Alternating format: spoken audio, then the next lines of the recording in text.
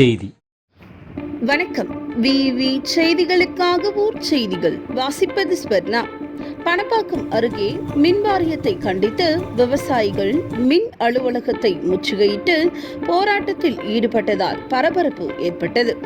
ராணிப்பேட்டை மாவட்டம் பணப்பாக்கம் மற்றும் அதனை சுற்றியுள்ள பகுதிகளில் கடந்த ஒரு மாத காலமாக முறையான மின்சாரம் வழங்காததால் அப்பகுதியில் பயிரிட்டுள்ள சுமார் 10,000 ஏக்கருக்கும் அதிகமான நெற்பயிர்கள் செயற்கை வறட்சிக்கு தள்ளப்பட்டதாக விவசாயிகள் வேதனை தெரிவிக்கின்றனர்.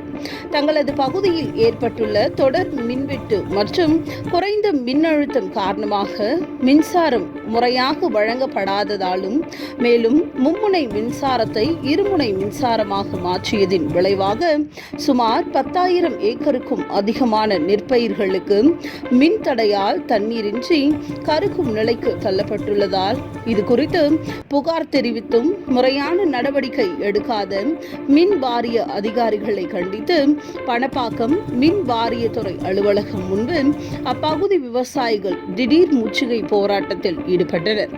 இதனால் அப்பகுதியில் பரபரப்பு ஏற்பட்டது. விவி செய்திகளுக்காக விஜய் மற்றும் பாஸ்கர்.